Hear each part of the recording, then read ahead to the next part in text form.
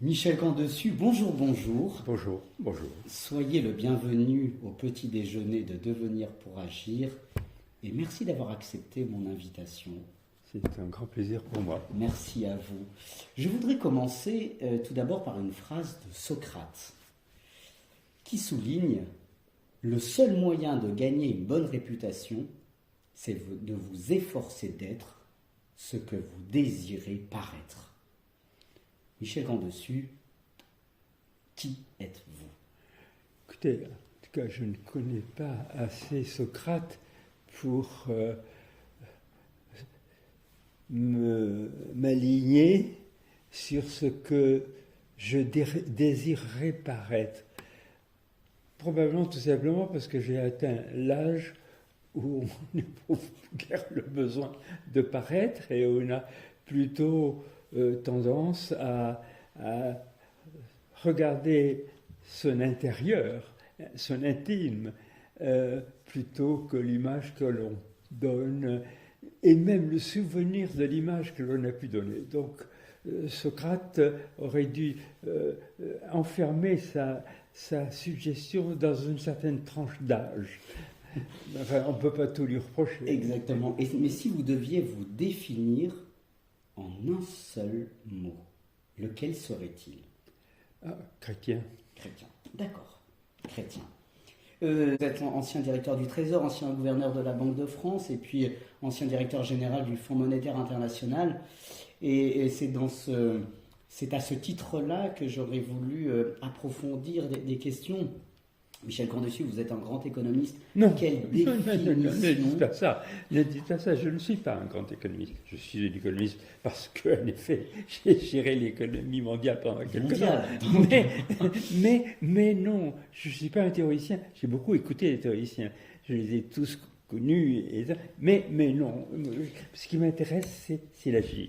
C'est l'agir. Mais pouvez-vous nous donner votre propre définition de l'économie? Qu'est-ce que l'économie? De l'économie ou de l'économiste? De l'économie.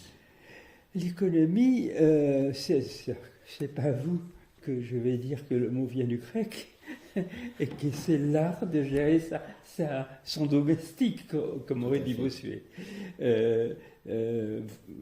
C'est l'art de gérer les richesses du monde pour les faire servir à l'amélioration permanente de la condition humaine, sachant très très bien que l'homme est ainsi fait, qu'il y aura en permanence des hommes pour accaparer les ressources de l'économie vers eux, comme il y aura quand même des hommes et des femmes aussi qui comprendront que leur propre bonheur dépend du bonheur qu'ils créeront pour les autres, et en particulier pour les plus pauvres. Alors on va reparler des grands thèmes là, que vous abordez dans cette définition même de l'économie, mais que répondez-vous au grand économiste du 19e, 20e siècle, Alfred Sauvy, qui souligne que le but de l'économie n'est pas le travail, mais la consommation? Eh bien, il se trompait. C'est pour ça que je me permets de vous faire réagir. Non, il se trompait. J'ai connu Sauvy et c'est un admirable démographe et il a beaucoup marqué précisément la génération immédiatement précédant la mienne. Et donc mes maîtres ont été des disciples de Sauvy et il a eu le grand mérite, même si je n'aime pas sa définition, il a eu le très grand mérite de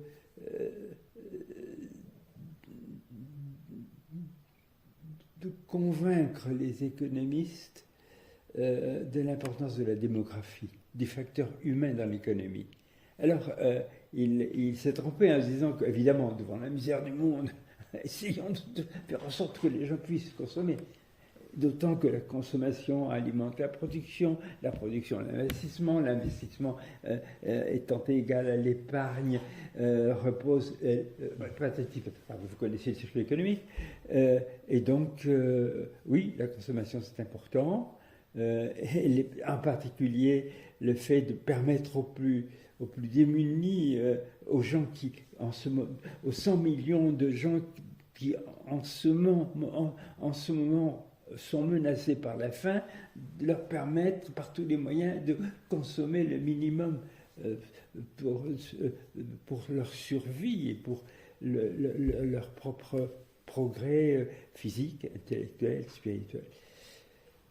Je le dis d'autant plus volontiers et avec d'autant plus de conviction que je me suis beaucoup consacré au problème de l'Afrique, parce que c'est la misère à notre porte, et puis la France a des responsabilités tout à fait particulières dans ce domaine.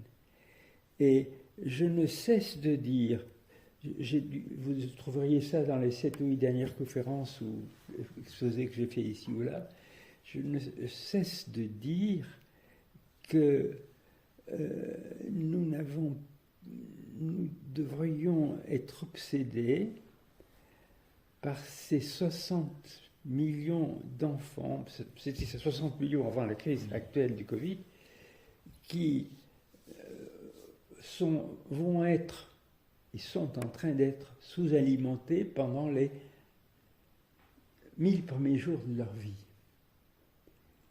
Eh bien, contrairement à un bel exemple que j'ai en face de moi, la plupart d'entre eux vont être diminués cognitivement parce que l'alimentation nécessaire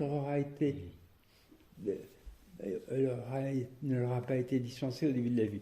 Et ceci est intolérable quand, en ce moment, dans des quantités de laboratoires dans le monde, on travaille à fabriquer l'homme augmenté. Augmenté, diminué. Entre les deux, la tâche de l'économiste pour répartir au mieux la richesse du monde. C'est intéressant, Michel Candessu, parce que vous venez d'utiliser un concept qui m'est cher, d'autant plus que nous sommes dans un cercle d'anthropologie et de philosophie. Vous avez utilisé cette expression, l'économie humaine. Oui. Quelle définition, ou quelle différence plutôt faites-vous entre l'économie humaine et l'économie sociale ? Écoutez, l'homme n'est pas seulement un être social. L'homme est aussi un être culturel, un homme spirituel, un homme pour qui, même s'il doit avoir, et s'il a les pieds bien enfoncés dans la glaive maternelle, comme dit Peggy, il a aussi sa tête dans les étoiles ou dans la transcendance, et cette transcendance l'habite, et l'économie ne doit pas faire foi de ça et s'arrêter au social. D'accord, mais alors je ne sais pas si vous serez d'accord avec René de la Tour du Pin qui souligne qu'il y a 3 écoles irréductibles en économie sociale. La première, celle où l'on considère l'homme comme une chose. La seconde, celle où l'on considère l'homme comme une bête. Et la troisième, celle où l'on considère l'homme comme un frère. Dans quelle, je suppose, la dernière... Vous avez deviné, bien évidemment.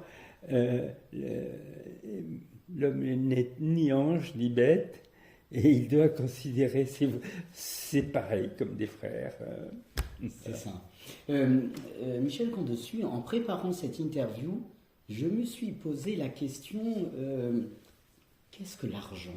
Finalement, l'argent, c'est à la fois impersonnel, il est impersonnel, et cependant, nous le possédons. Écoutez, nous pourrions parler des heures, j'ai passé des jours à discuter de l'argent, de ses méfaits, de ses bienfaits. On est pour, on est contre. Il n'y a qu'une seule réponse simple et qui ne soit pas, qui ne risque pas de trop nous tromper. C'est un instrument. Et en soi, il est neutre. Le seul qui mérite l'attention, c'est celui qui l'emploie. pour le meilleur ou pour le pire. Je suis très frappé quand j'ouvre une Bible, de voir, d'entendre les prophètes, Amos, Isaïe, mon très cher Michée, dire tout le mal de ceux qui accumulent à l'excès, de ceux qui faussent les balances, de ceux qui dévaluent la monnaie. J'ai trouvé ça quelque part aussi. Je lis notre Seigneur Jésus-Christ et la parabole des talents. Il ne dit pas de mal de l'argent. Il envoie même, il reproche à l'un des trois personnages, en tout cas, de ne pas avoir, puisqu'il savait quoi faire du denier qu'on lui avait confié, de ne pas avoir été déposé à la banque pour qu'il rapporte quelque chose. C'est notre Seigneur Jésus-Christ qui reconnaît l'argent comme un instrument qui peut servir en effet à placer une épargne et qui, à cet égard, s'il est neutre, il peut rendre néanmoins des services. Alors, enjambons 15 siècles et je tombe sur Thérèse d'Avila, qui était une mystique silanais, mais qui était aussi une femme de lucidité. Et il se trouve qu'un jour où j'avais été à Manille faire quelques reproches à cause de ces quelques propos démagogiques au cardinal, l'archevêque de Manille, le cardinal Sin à l'époque. Et alors, bon, on avait discuté, on s'était un peu empoignés au début, et à un moment donné, il me dit, bon, maintenant nous sommes les amis, je dois vous dire quelque chose. Moi, je suis un des derniers prêtres philippins qui a été formé par des vieux religieux espagnols, juste après l'indépendance, et que les Philippines aient pris leur indépendance par rapport à l'Espagne. Et ces prêtres espagnols nous apprenaient par cœur des sonnets de Thérèse d'Avila ou de Jean de la Croix. Et il y en a un, me dit-il, parce que mon nom en chinois veut dire argent et en anglais péché. Il y en a un qui m'a beaucoup frappé et que je me répète souvent, et il me l'a dit en espagnol, je vous le dis en français, l'argent, excrément du diable. Pour cette terre, quel bon engrais. Mm-hmm. Alors l'excrément du diable est fait que nous avons la tentation permanente d'être d'un peu des accaparateurs, des faussaires de balance, etc.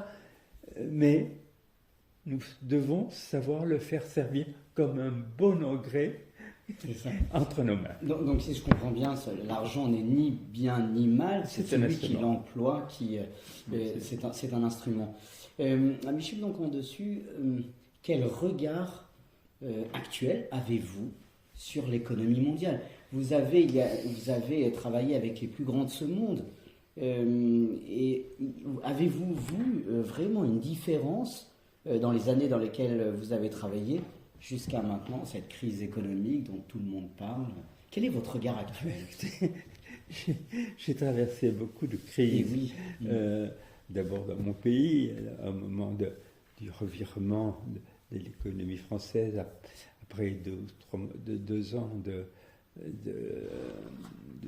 François Mitterrand, la crise de 83, j'étais directeur du Trésor à l'époque, puis au Fonds monétaire international, j'ai eu à jouer un certain rôle dans la lutte contre le surendettement des pays les plus pauvres et inventer des leviers pour réduire celui-ci, l'annuler parfois, souvent même pour 40 pays. Puis j'ai eu à remplir quelques missions pour le secrétaire général des Nations Unies ou pour mon pays ici. Et j'ai vu et j'ai été très interpellé par les différentes crises financières que le monde a traversées, 1907, 1997, 2007-2008, 2011-2012, etc. Et aujourd'hui, de nouveau, crise est particulièrement menaçante compte tenu du fait qu'il va nous falloir en même temps mettre en œuvre les objectifs du millénaire, essentiels pour l'équilibre du monde et pour le développement des pays pauvres, faire face aux conséquences ravageuses du Covid-19 dont on n'a pas encore mesuré toute la portée,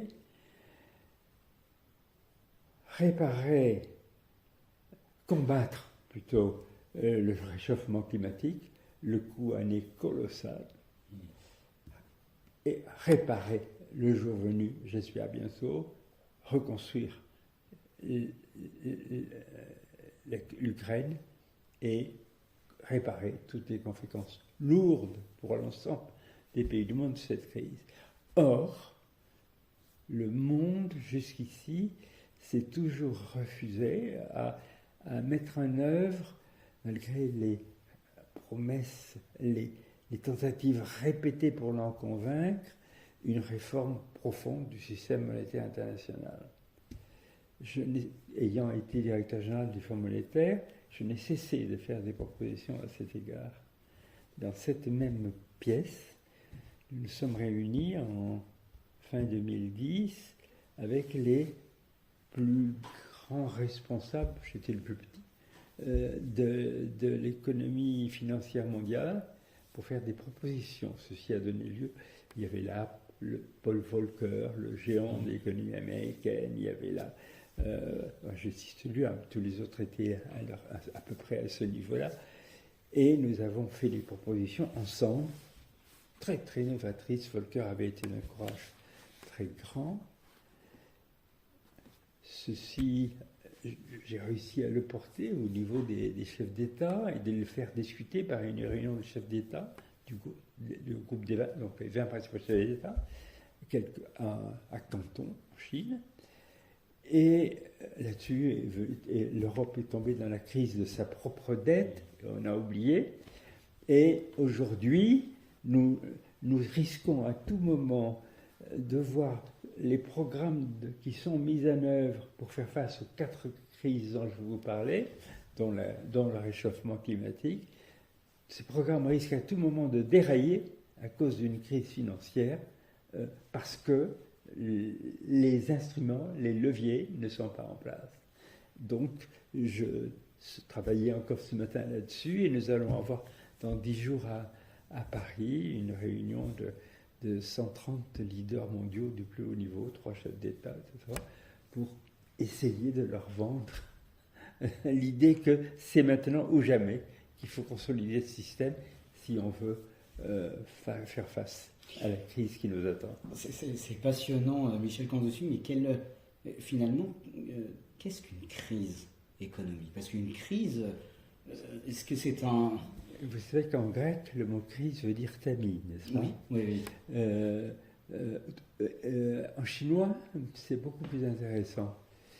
Pour écrire le mot crise, vous prenez 2 idéogrammes. Le premier, c'est celui du danger, l'autre, celui de l'opportunité. Et vous le mettez l'un sur l'autre, et vous avez le mot crise. Excellent. Et bien voilà, c'est ça une crise. Cette crise qui vient, parce que je crains qu'on ne l'évite pas, mais enfin, je ne veux pas être trop pessimiste, cette crise est un colossal danger. Ça peut être une opportunité enfin de consolider le système et de régler ces problèmes énormes qui sont devant nous et qu'on ne fera pas disparaître si on ne les traite pas au fond. Et est-ce que finalement, vous et moi, toutes les personnes, ne sommes-nous pas les premiers responsables de la crise, de toute crise finalement? Nous sommes des êtres responsables. Oui. Et évidemment, par tout notre comportement, par le moindre de nos gestes, nous avons un effet sur notre environnement, autour de nous, minime, certes, mais qui, si nous nous laissions éduquer, si d'abord on nous éduquait au sens universel de nos responsabilités, nous pourrions aboutir à un monde meilleur. Mais vous êtes un enseignant, vous savez, vous connaissez les programmes de l'éducation nationale, vous voyez comment finalement l'enfant est certes formé, éduqué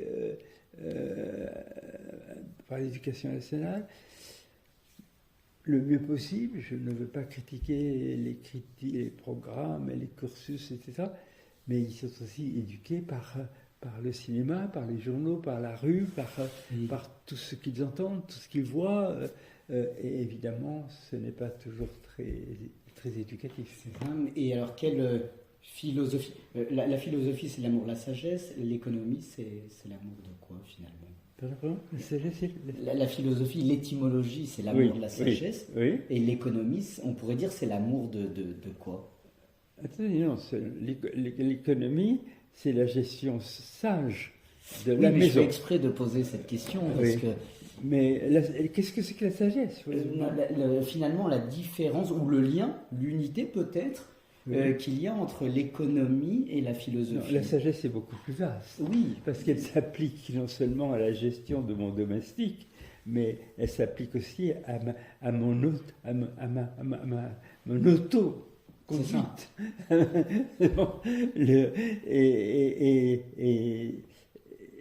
Étant entendu que je ne peux pas être seul.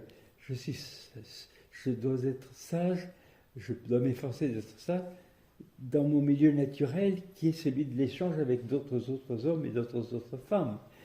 C'est à cela que doit s'appliquer mon sens du bien et du beau et du juste. C'est ça. Ça vaut pour le domestique, l'économie, ça vaut pour l'ensemble de nos activités. En préparant cette interview, je suis allé lire une partie du livre, peut-être sans doute que vous l'avez lu, de L'argent dans la culture moderne de George Simmel. J'aurais dit, je le connais, mais je ne l'ai pas lu en entier. Vous ne l'avez pas lu en entier, mais moi non plus. C'est un très bon livre.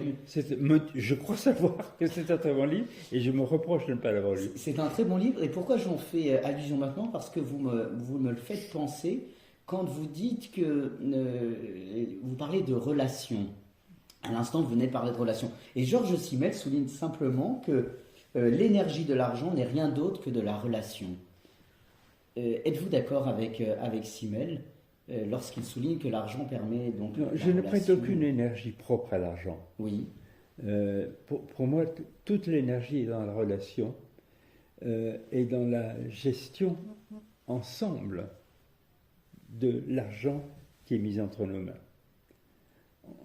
Voilà, et c'est par là qu'on retrouve, je crois, le fond de la pensée de Simmel. Ça vaut pour les personnes, ça vaut pour les entreprises, ça vaut pour le monde. Un pays qui se refuse à gérer ensemble ses propres biens, et Dieu sait que nous avons eu l'occasion d'entendre ce genre de débat dans ce même pays il y a quelques semaines. Un pays qui prétend être plus riche et mieux en fermant ses frontières est un pays qui se suicide plus ou moins vite. Plus vite en général qu'il n'aurait pu le penser. Michel Candessu, tout à l'heure, vous avez souligné que dans ce même salon, les grands de ce monde passent. Vous avez des réunions internationales. Vous êtes continuellement en relation avec les plus grands de ce monde, avec l'humain, avec l'être. Moi maintenant. Quelle définition donnez-vous de l'être? Qu'est-ce qu'un l'être humain?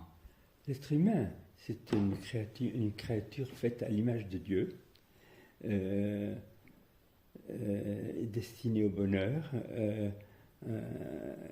à condition d'écouter la voix de sa conscience et d'avoir des échanges d'amour avec ses frères. Et avec toute la très belle carrière que vous avez eue, Michel Camdessus, êtes-vous heureux? Ah oui, je le suis. Je le suis et je l'ai été dans la mesure même où j'ai eu des relations fraternelles avec les gens. Et je dis que ça a été un choix. Ma femme et moi, d'ailleurs, avons cette même conception des choses. Nous avons beaucoup été amenés à agir. C'est connu, peut-être un peu trop. Mais nous avons toujours cherché à agir en équipe. Nous nous sommes connus, elle et moi, parce que nous étions ensemble responsables des étudiants catho à Sciences Po. J'avais comme opposite number, si je puis parler en notre patois, Michel Rocard, qui était responsable des étudiants protestants, et nous faisions ensemble, lui avec son équipe, moi nous autres avec la nôtre. Nous nous sommes appris et enrichis dans le sens du travail en équipe et de l'engagement. On n'a pas eu les mêmes engagements, mais nous avons vécu tout ça dans une grande amitié. La conviction qu'on n'est rien tout seul, sauf en face de Dieu, et qu'on on ne peut vraiment faire des choses et prétendre changer le monde qu'en équipe. Et j'étais très fier quand j'ai fini quand j'ai quitté le Fonds monétaire, parce que après avoir démarré comme seul directeur général de cette institution, j'ai fini par convaincre après des bagarres incroyables avec le secrétaire du Trésor des États-Unis, tel ou tel ministre européen, d'avoir le droit d'avoir autour de moi 3 collaborateurs avec lesquels je puisse en permanence travailler en équipe. Nous nous revoyions tous les matins entre 8 et 9, et là nous mettions tout sur la table, rien n'était changé, n'était caché à qui que ce soit, et évidemment notre personnel s'en était très très vite rendu compte, et ça marchait, au point qu'ils appelaient cette équipe le Golden Team. Bon, eh bien, c'est parce que nous avons travaillé comme ça que, en effet, des choses se sont faites, et en particulier l'annulation de la dette des pays en développement au moment du jubilé de l'an 2000. Et je continue, nous sommes dans une formidable bagarre en ce moment, enfin un formidable travail de levier pour mettre en route une nouvelle réforme du système monétaire international. Et comme je suis chrétien, avec 12 amis, nous avons sorti un petit bouquin sur la transformation de l'Église catholique, la transformation indispensable de l'Église catholique. Et voilà, c'est comme ça que ça marche, en fait, je crois.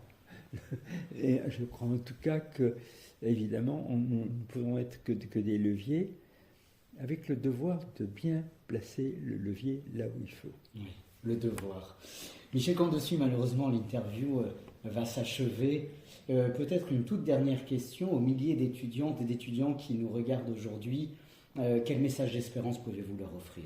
Ah, écoutez, qu'ils sont notre espérance, qu'ils sont mon espérance. Je vais vous dire, je leur dis, le monde va mal et vous pouvez être soucieux sur ce qui vous attend. Parce que nous avons parlé de ces crises qui se sont accumulées et qu'il va falloir réparer, de celles qui nous menacent, comme la crise climatique, de cette instabilité du monde. de cette précarité du monde dans lequel vous entrez. C'est vrai, mais je vais vous dire quelles sont les deux sources d'espérance que j'ai et que je partage avec mes équipes d'amis, puisque nous venons de parler d'équipe. Je vois deux sources d'espérance, deux raisons de croire que le monde peut aller mieux. Ne soyez pas surpris. La première, ce sont ces gens que j'ai rencontrés dans les 150 et quelques pays que j'ai eu à rencontrer parce qu'il y avait des problèmes et il fallait aller voir sur place ce qui se passait. Eh bien, dans ces pays, j'ai rencontré évidemment des dirigeants plus ou moins vertueux, plus ou moins crapuleux parfois, mais je me suis arrangé toujours, ou presque toujours, pour aller voir un petit peu ce qui se passait un petit peu dans les villages, dans les coins où les gens qui me recevaient ne m'auraient pas amené. Beaucoup de religieux en particulier m'ont permis d'aller rencontrer les plus pauvres. Et les plus pauvres qui par eux-mêmes, sans secours ou presque, de la puissance publique, de mécènes ou autres, prennent en main leur village, prennent en main les réalités auxquelles ils font face et cherchent à améliorer la condition des gens autour d'eux. Et il y en a beaucoup, il y en a partout. Et ces gens-là, lorsque vous les rencontrez, que vous méditez à ce qu'ils vous ont raconté, vous voyez qu'ils portent en eux la sagesse et la détermination nécessaires pour changer le monde. Et ils sont, à mon avis, c'est le petit nombre peut-être, mais un petit nombre tellement déterminé, tellement croyant en l'homme, qu'ils sont pour moi une source d'espérance très importante. Et puis il y en a une seconde, restez assis, l'autre source d'espérance, c'est vous. Je suis très très frappé de voir que votre génération a bien réfléchi, a bien regardé ce que c'était qu'une globalisation fondée sur l'argent et la consommation. Et vous avez compris que ça allait à l'impasse. Vous avez compris, et je pourrais vous citer beaucoup de sages de différents pays ou de différentes régions du monde, que finalement la sobriété est un chemin de sagesse et de bonheur. La sobriété et le partage, le travail ensemble pour tâcher d'améliorer le monde autour de soi, ces valeurs-là, votre génération les porte plus que la mienne.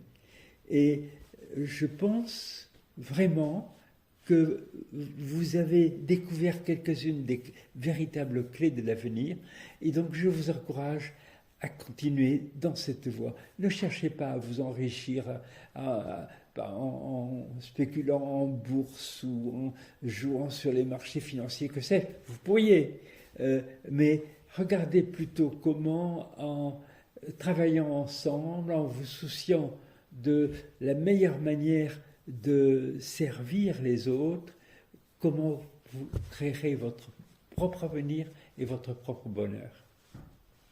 Michel Camdessus, un immense merci, quelle profondeur. Merci pour la profondeur de votre réflexion. Une profondeur, mon cher ami. Il y a un peu d'expérience, simplement. Non, mais vraiment, merci beaucoup. Je suis très profondément touché de cette interview. Merci de m'avoir reçu. Et permettez-moi de terminer cette interview par un très grand philosophe spirituel, Saint-Augustin, qui souligne « Aime et fais ce que tu veux ». Je crois que cette citation vous va à merveille. Aime et fais ce que tu veux. Et l'autre phrase d'Augustin, la mesure de l'amour et la démesure. La démesure. Avec ça, on peut y aller. Alors allons-y. Un très grand merci, Michel Camdessus. Merci.